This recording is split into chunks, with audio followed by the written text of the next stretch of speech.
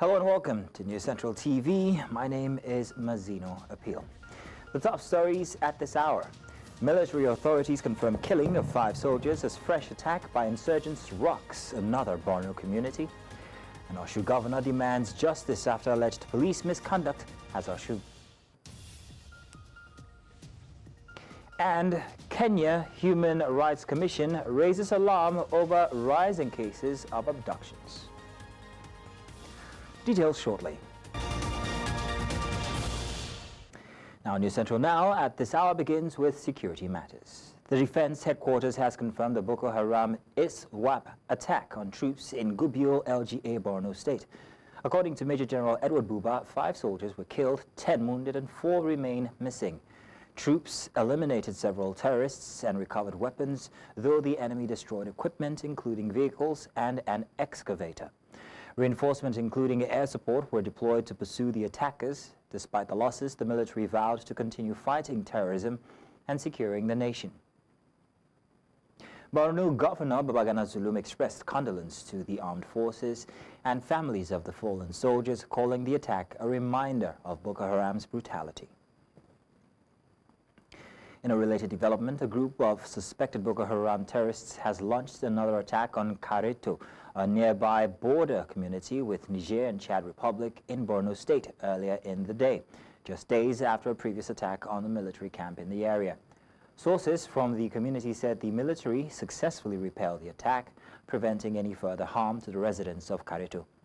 The incident has once again raised concerns about the ongoing threat posed by the terrorist group in the region. This is as the Borno State government has since issued a statement commiserating with the armed forces and families of the victims, although there is still no official confirmation of some numbers. And now, staying with security matters, the Director General of the National Center for the Control of Small Arms and Light Weapons, DIG Johnson Kokumo, retired, has reaffirmed the agency's commitment to curbing the spread of illegal arms in Nigeria. Speaking during a visit to the Southwest Zonal Office in Odoh, Ekiti, DIG Kokumo emphasized the role of the NCCSALW Act 2024, which empowers the agency to combat small arms proliferation. He highlighted the center's collaboration with security agencies, citing the interception of 844 weapons at Onne Port as an example. Southwest Coordinator Ben Akinlade noted successful community sensitization efforts, urging citizens to report illegal arms and emphasizing the dangers of such weapons in society. Now, earlier, a security expert, Ingotaria Ipalibo, spoke to us on the impact the proliferation of small arms and light weapons has had on Nigeria's security landscape. There would not be insurgency. As a matter of fact, crime and criminality will not thrive. Kidnapping will not thrive. It is a weapon at the disposal of the criminal that empowers him to perpetrate crime. So the proliferation of arms within the country has caused a lot of mayhem in the country. Government's Ekpemopolo, also known as Tompolo, has alleged that powerful individuals behind oil theft in the country are currently angry at him for exposing their shady deals. Tompolo, who also alleged constant threats to his life, made the allegations at his hometown in Okporosa in Garamatu Kingdom during a visit by the members of the Nigerian Bar Association. According to him, a few days ago, some naval personnel had attacked operatives of the Tantita Security Service Nigeria Limited, a private outfit hired by the federal government to protect oil and gas infrastructure in some areas in the Niger Delta region, while an arrest of some suspected oil thieves was ongoing along the Port Harcourt creeks. Tompolo called for synergy between the Navy and other security outfits. He expressed worry that efforts to checkmate crude oil theft were being sabotaged in some quarters. And away from that, Osun State Governor Ademola Adeleke says the Inspector General of Police has ordered the arrest and also the prosecution of Moses Loho, head of the state's anti-kidnapping squad, and his team for attempted murder. Governor Adeleke spokesperson Olawale Rashid confirmed the action followed a meeting with the State Police Commissioner. Loho allegedly shot Transport Management Systems Chairman Wakil Olowanle during a domestic dispute, leaving him on life support. Police claimed Olowanle was resisting arrest after a pistol was found in his car. The state government calls the incident suspected murder. Loho and his team have been transferred to Abuja as investigations continue. Governor Adeleke vows to ensure justice is served.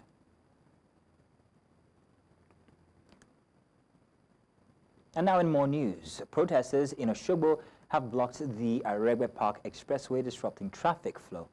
The demonstration follows the alleged shooting of Wakil Nuruddin Olowanle, chairman of the Osun State Transport Management System, by the police anti-kidnapping squad. Eyewitnesses report that commercial transportation has been halted, while only a few private vehicles allowed through. The state government claims Olowanle was shot in custody over a domestic issue, a day after his arrest for alleged possession of a police pistol and ammunition. Protesters are calling for justice as tensions rise. Authorities have yet to intervene, with calls for police presence to prevent further escalation.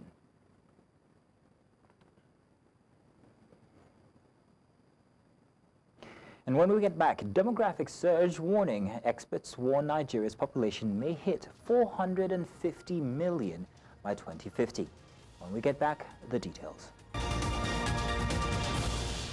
Back. Now, experts have cautioned that Nigeria's population could reach 450 million by 2050 if urgent action is not taken to lower the fertility rate. At a media roundtable ahead of the 8th Nigeria Family Planning Conference in Abuja, Dr. Ejike Oji, chairman of the Association for the Advancement of Family Planning, highlighted the need to reduce Nigeria's fertility rate from 4.8% to 4%. He warned that the current annual growth of 4 million people could escalate, leading to severe socio-economic challenges. The conference will emphasize family planning as a tool to curb maternal mortality and boost health access. Other stakeholders, including USAID, stressed public-private collaboration to ensure, or rather enhance, family planning services, particularly in humanitarian settings. And so to discuss this, we're joined by CEO Oludare Akinlaja, Research and Development Group, Dr. Oludare Akinlaja. You're welcome. Thank you very much for joining us this evening. Thank you for having me here. Now, so what are the potential economic and social implications of Nigeria's population, as we've been told it might reach 450 million by 2050? Well, you know, I'm very big on narratives. If they're telling you that 450 million there is a problem, imagine what China will look like by 2050. I am a person who thinks we should pay attention to the advantages of a thing. 450 million people simply means that there will be people who are going to be beneficial as human capital resource. There are going to be people who, for instance, can help us improve manufacturing.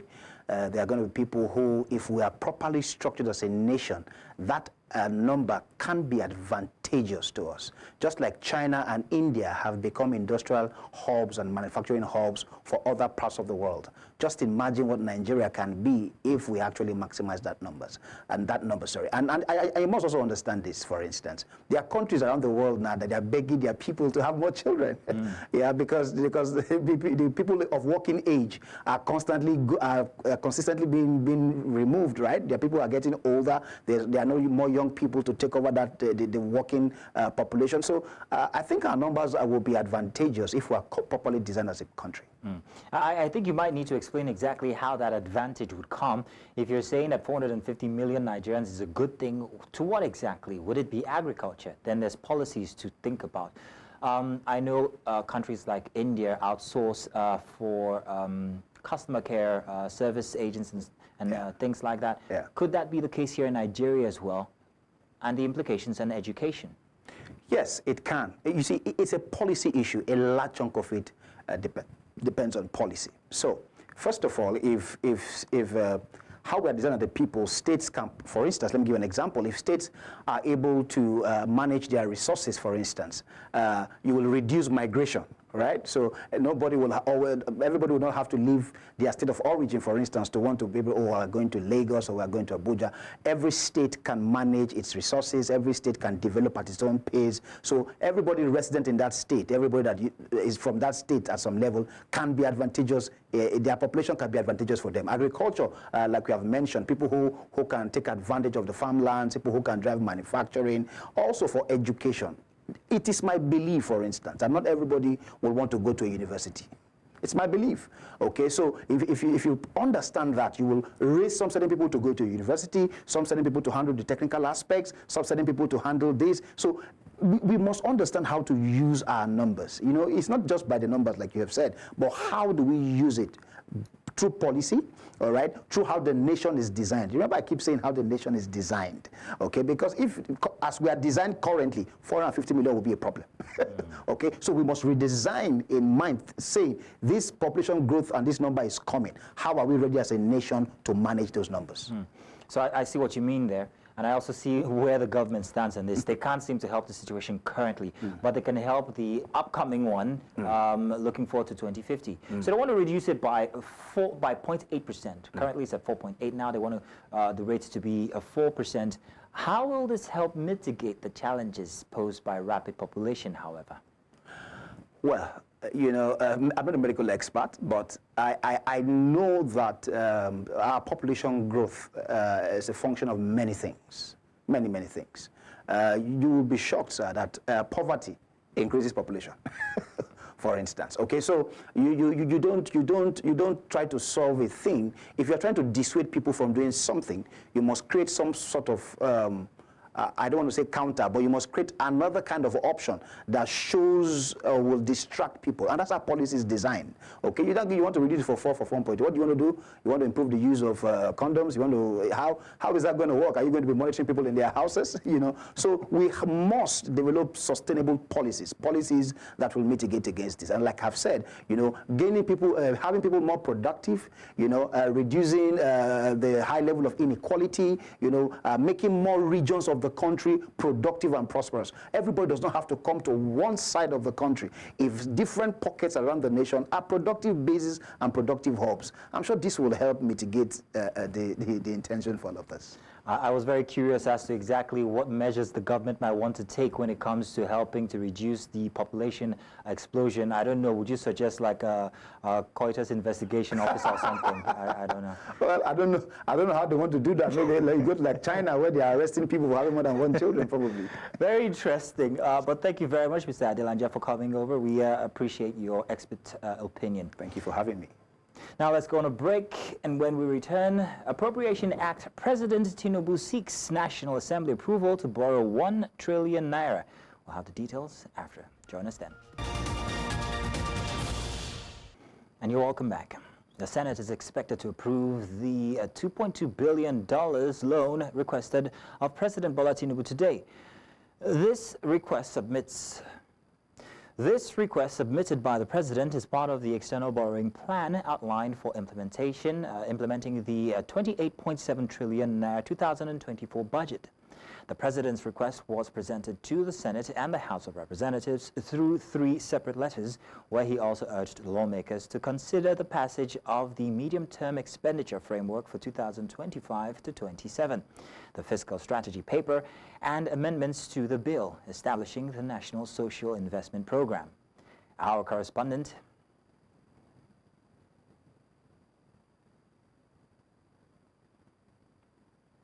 now, according to Nairametrics, not less than 6 loan projects have been approved, and they include loans for power of $750 million, women empowerment at $500 million, girls' education $700 million, renewable energy $750 million, economic stabilization reforms $1.5 billion, and resources mobilization reforms $750 million, according to findings by Nairametrics. Also, the World Bank may approve 4 loan projects totaling $2 billion for Nigeria this year. If approved, Nigeria will have secured a total of $4.25 billion in loans from the bank this year alone, and a cumulative $6.95 billion under the administration of President Bola Ahmed Tinubu.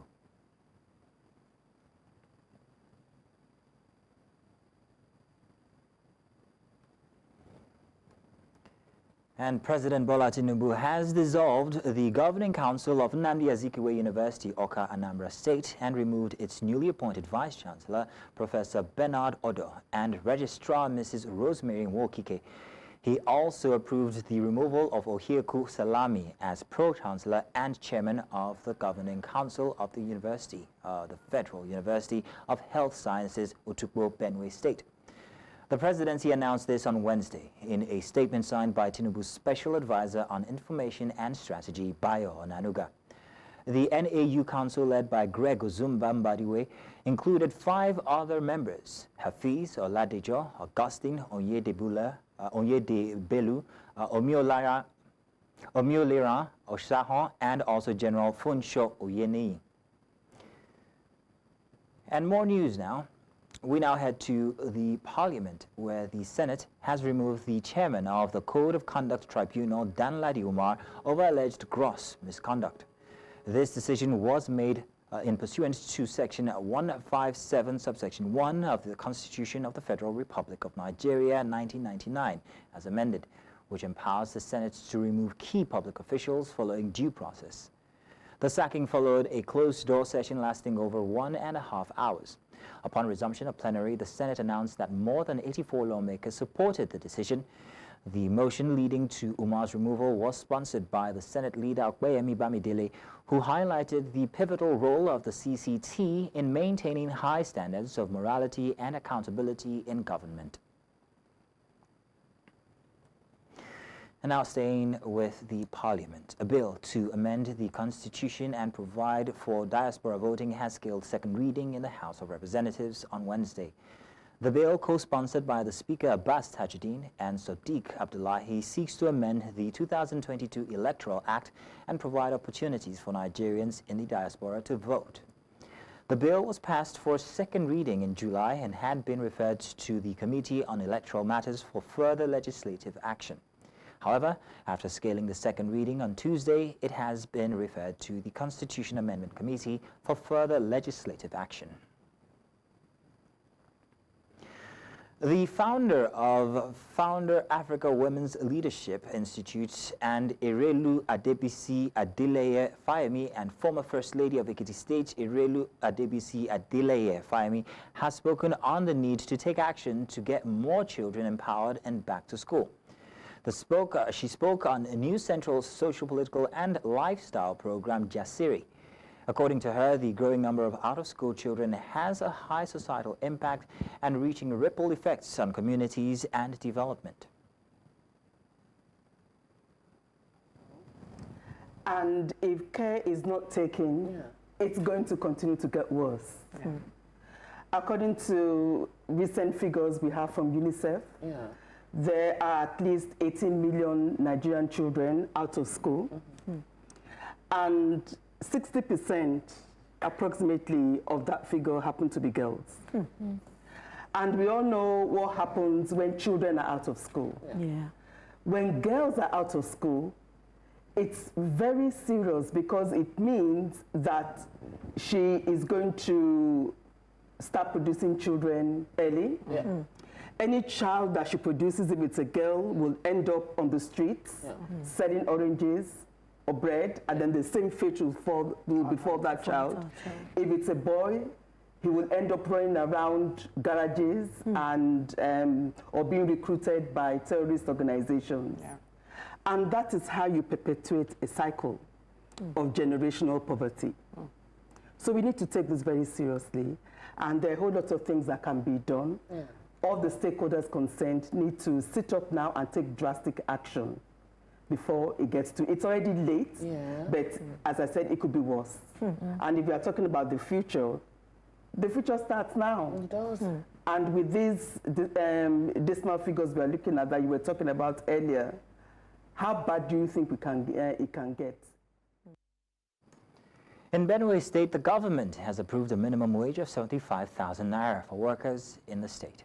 The governor, Hyacinth Alia, made this known after meeting with representatives of organized labor in Makurdi, the state capital. He says that payment of the remaining 3 months' arrears being owed to workers will commence from January next year. In response, the chairman of the Nigerian Labour Congress in the state commended the efforts, saying that the increase will improve the well-being of workers in the state. We had said we would take care of 5 months of your arrears. I know we had taken care of 2 months and 3 months are remaining.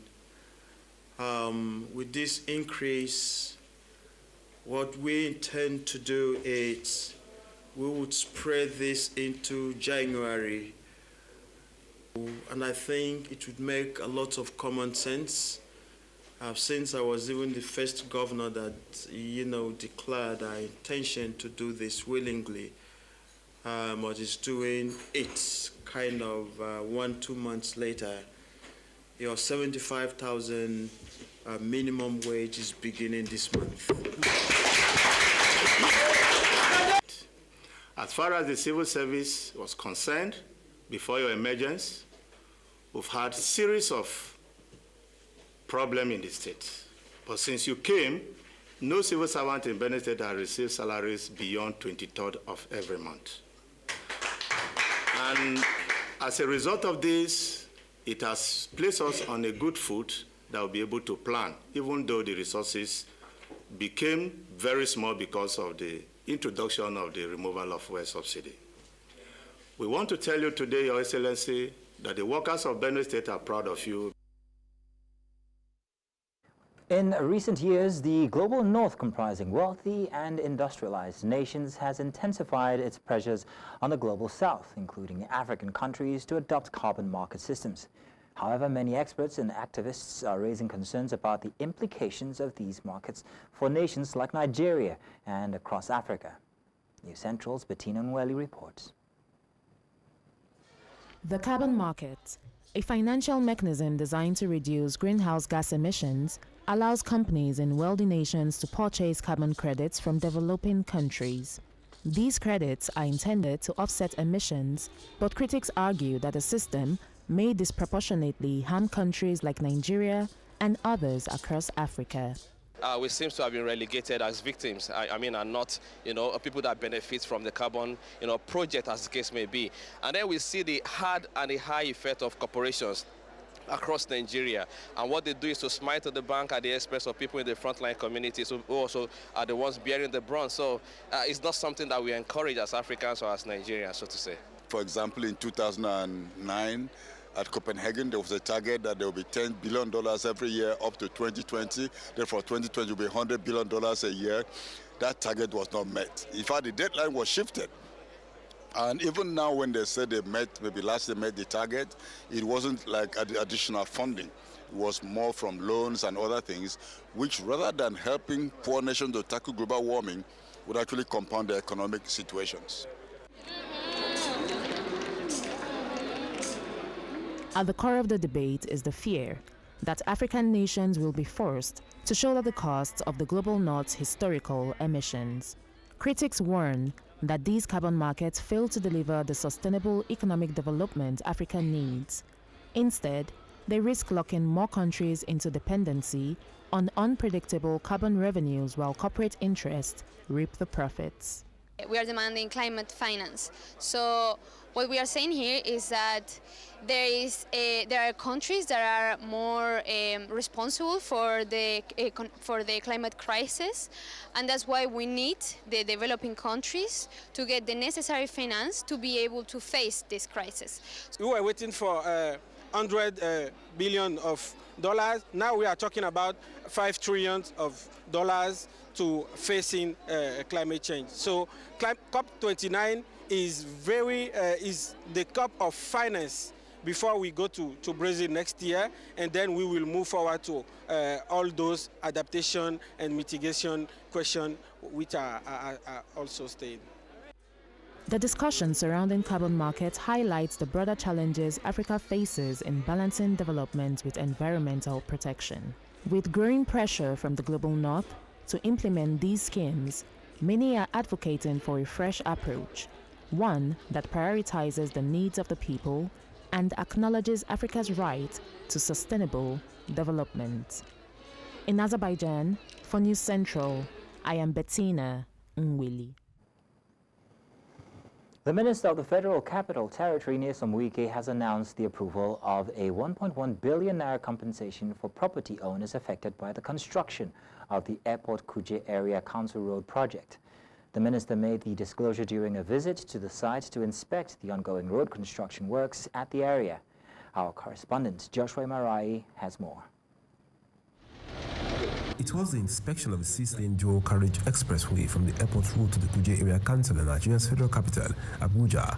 The minister of the FCT also inspected the structures comprising about 13 buildings, including some factories along the road corridor earmarked for demolition. He says that about 1.1 billion naira has been approved for the compensation of the owners of the affected properties affected by the road construction.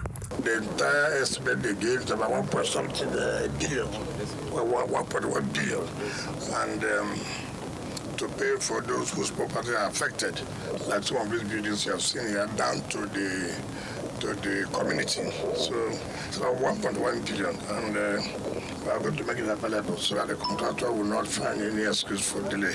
The minister, who earlier inspected the ongoing construction of the Abuja division of the Court of Appeal and its feeder road, expressed satisfaction with the progress of the projects. It's progressing as expected. By the grace of God, we believe that September next year, the contractor would have handed over the structure, which is Abuja division of the Court of Appeal. I'm very much impressed with what I've seen. I can also see the construction of the road leading to that edifice. And the contractor is also doing everything possible to see that he meets up to the time. He also reviewed that approval has been given for the implementation of a minimum wage increase for workers in the Federal Capital Territory. He urged them to be motivated by the increment and boost their productivity for the capital. In Abuja for News Central, I am Joshua Imarai. Coming up, ICC sentences Timbuktu police chief to 10 years jail over war crimes. We'll bring you the details after the break.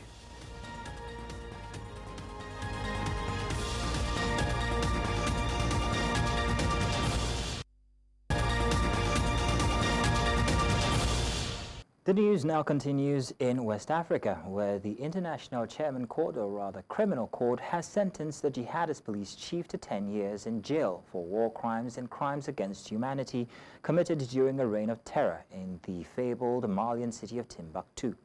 ICC judges had convicted 47-year-old Al-Hassan Abdul Aziz Mohammed Mahmoud in June for crimes including torture when he was a member of the feared Ansar Din Islamic militant group that seized control of Timbuktu for almost a year from early 2012.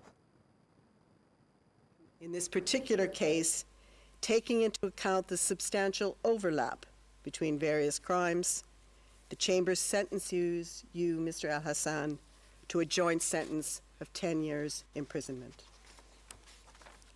The Chamber considers that this joint sentence is proportionate to the gravity of the crimes and the individual circumstances and culpability of Mr. Al-Hassan.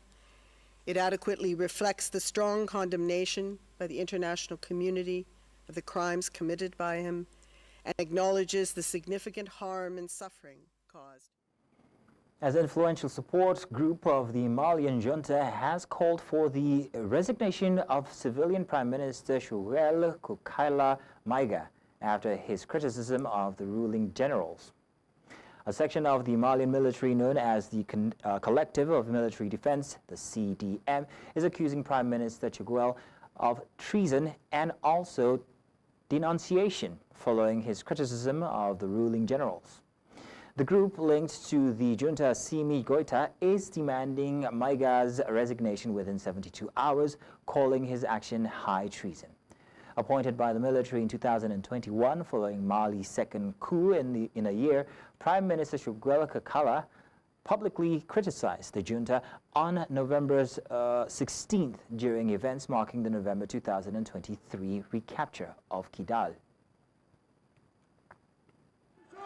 Messieurs les présidents de la transition, pour votre propre sécurité et pour le bien-être de notre pays, Les Maliens vous prient de prendre pleinement acte des actions de votre Premier ministre, car une séparation s'avère préférable à ce stade.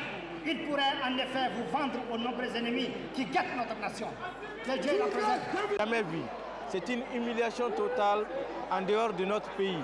Au niveau international, on dit, si ce n'est pas le Mali, on n'a jamais vu un PM aller à l'encontre de son propre gouvernement, critiquer son gouvernement. Et c'est une déception totale pour tous les Maliens. Aujourd'hui, nous sommes venus commémorer la reprise de Kidal et dénoncer son attitude qui n'a pas été correcte envers le peuple malien. Il a trahi le peuple malien. Parce qu'on peut... Je dis, si j'étais le Premier ministre, si je suis conscient que je suis mal à l'aise dans un système, vous m'avez appelé, vous m'avez donné une responsabilité et que je ne vois pas mon rôle, je n'arrive pas à faire mon travail, je te remets ton travail. Cherche une autre personne plus compétente que moi et moins bavard. We now head to the east of the continent, where the Kenyan National Commission on Human Rights has warned of a return to the dark days of the country's history. At a press conference in Nairobi, Commission Vice Chair Raymond Nyeris told reporters that rising cases of abductions and enforced disappearances are an affront to human rights tenets that the country ascribes to. He added that urgent action is required to protect the gains that the country's forefathers and mothers fought for. The rising cases of abductions and enforced disappearances are an affront to human rights tenets that our country ascribes to. We continue to witness and record the cruel, degrading, inhuman treatment of persons taken against their will. The daring happenings recorded on videos and photographs are some even displaying civilian and security agent number plates, are rapidly taking the country back to the dark days of our history. The Commission has documented 1,376 arbitrary arrests, as well as 610 cases of injuries from June 18 to November 2024. These injuries were sustained in the course of the demonstrations and ranged from deep fractures, bullet wounds, soft tissue injuries, and inhalation of tear gas. Veteran Ugandan opposition figure Kizza Besigye appeared in the military court in Kampala on Wednesday, accused of seeking to compromise national security after his reported abduction in neighboring Kenya at the weekend. The manner of Besigye's detention has caused an uproar with concerns over Kenya's role and the heightened government crackdown on Uganda's opposition. Besigye, a medical doctor and long-time critic of President Yoweri Museveni, was brought to the General Court-Martial in the Ugandan capital under a heavy armed military escort. He appeared in the dock with another opposition figure, Haji Lutale, who was also snatched in Nairobi. Still ahead, Netanyahu offers $5 million reward for each Israeli hostage. We'll bring you details after this break.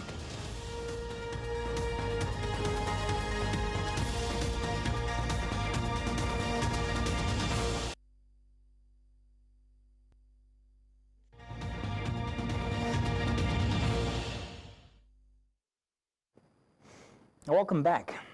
Outside the African continent now, the United Kingdom has experienced its first taste of winter on Wednesday, with patches of ice covering parts of northern England, Wales, and the Midlands. It brought snow days and caused major travel disruptions, making it difficult for thousands of passengers to get about. Meanwhile, several other warnings for snow and ice have been enforced across the UK, with the Met Office warning of power cuts. Vehicles could be stranded and rural areas could be cut off. On Tuesday, more than 200 school closures were reported, in addition to travel disruptions for many commuters in Aberdeenshire, after a stagecoach bus toppled on its side in icy conditions. Earlier, international correspondent Afia Hagen spoke to us from the UK on this development. No deaths reported, and that has now been cleared. But the cold snap continues, the cold weather continues. Now, around this time of year, we expect temperatures between 7 and 11 degrees Celsius. At the moment, it is 0 degrees Celsius where I'm standing here in London, and that has caused the first amber cold health alert of the season. Now, that's a health alert that's issued by the UK Health Security Agency that covers all of England, some parts of Scotland and Wales, and that is in force till 6 p.m. on Saturday. And basically what that does is warn that there could be significant impacts across health and social care services. And that means there's a potential for the rise in death, particularly amongst older people or people who are more vulnerable, people who have chronic illnesses. So basically we can expect hospitals to be impacted, we can expect services around care to be impacted as well. Now, the Met Office still has the yellow warning out for ice and snow across the country at the moment. These are mostly enforced in Scotland, but in London we have a severe ice warning in place as well. And we can expect the snow to continue falling this evening, up to 10 centimetres of snow expected across the hills and the Highlands until 8 o'clock tomorrow evening. And how have communities up and down the country been impacted by the snow and ice? Israeli Prime Minister Benjamin Netanyahu has announced that Israel is offering a $5 million reward to anyone who helps return a hostage held in Gaza.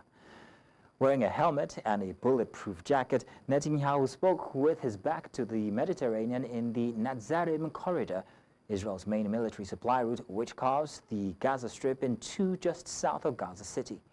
According to him, anyone who dares to do harm to the hostages is considered dead. Accompanied by Defense Minister Israel Katz, Netanyahu underlined that one of Israel's war aims remained that Hamas does not rule in Gaza. לאלה שרוצים לצאת מהמבוך הזה, מי שיביא לנו חטוף, ימצא דרך בטוחה, הוא ומשפחתו לצאת החוצה, ואנחנו ניתן גם תמורה של $5 מיליון לכל חטוף. תבחרו, הבחירה בידכם, אבל התוצאה תהיה אותה תוצאה, אנחנו נחזיר את כולם. אנחנו גם עושים מאמץ מהמקום הזה בכל מקום, לאתר את חטופינו ולהשיב אותם. אנחנו לא מרפים מזה, ואנחנו נמשיך לעשות את זה עד שנשיג את כולם, החיים והחללים גם יחד. ואני רוצה לומר לאלה שמחזיקים את החטופים שלנו, מי שיעז לפגוע בחטופינו, דמו בראשו. אנחנו נרדוף אתכם, ואנחנו נשיג אתכם. החמאס לא ישלוט בעזה. אנחנו מחסלים את היכולות הצבאיות שלו, בצורה מרשימה מאוד. אנחנו עוברים ליכולות השלטוניות שלו, ועוד היד נטויה. החמאס לא יהיה בעזה.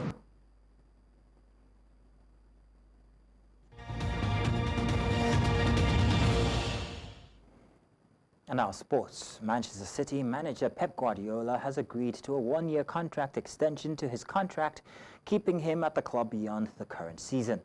The 53-year-old's exiting deal was set to expire at the end of this campaign. This extension means Guardiola, who joined City in the summer of 2016, will surpass a decade at the helm. Under his leadership, the Spaniard has transformed the club into a dominant force, securing 18 trophies, including 6 Premier League titles and a coveted UEFA Champions League triumph. Under his guidance, City also became the second English team to win the iconic treble of the League, FA Cup and Champions League in the same season.